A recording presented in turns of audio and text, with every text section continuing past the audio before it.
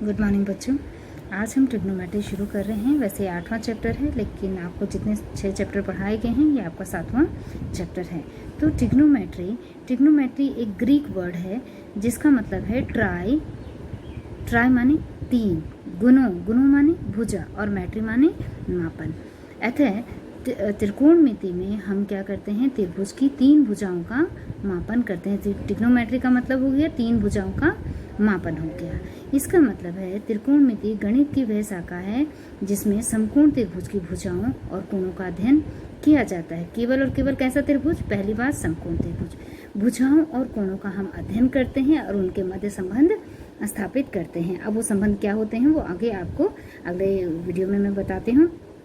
तो त्रिकोणमिति क्या है?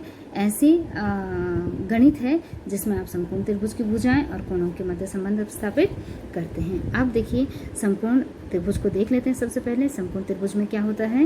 एक कोण क्या होता है? समकोण होता है। समकोण के सामने की भुजा क्या होती है? कर्ण होती है।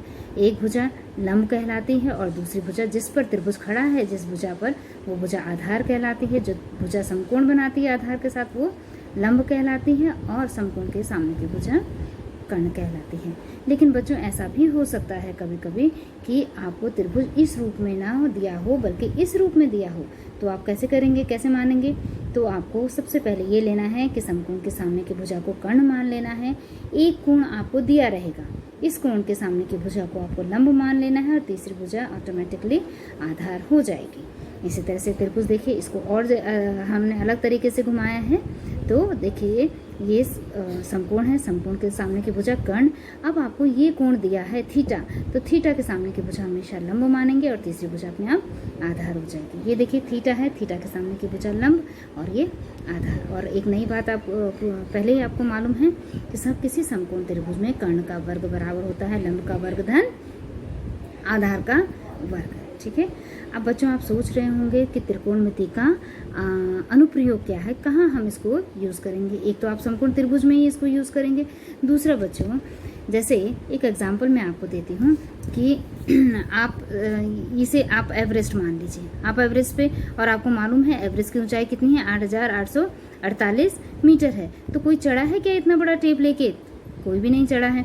तो आपने क्या किया, आप यहाँ पर आपने इसकी ऊंचाई कैसे नापी एवरेस्ट की? आप यहाँ से एवरेस्ट के आधार से कुछ दूरी पर खड़े हो गए। ठीक है। तो 500 मीटर दूरी पर सपोज आप खड़े हो गए। इतना बड़ा टेप तो है आपके पास, आपने मान लिया है 500 मीटर। ठीक है। और आपने एक इंस्ट्रूमेंट आता है, उसका नाम होता है सेक्सटेंट।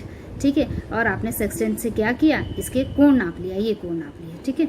तो आपको आधार पता है इस त्रिभुज का और एक कोण पता है, तो आपने इसकी ऊंचाई नाप ली। कैसे? क्योंकि एक त्रिकोणमितीय अनुपात होता है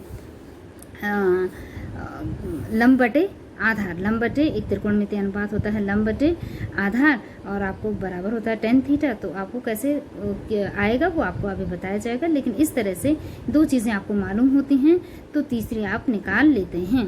ठीक है।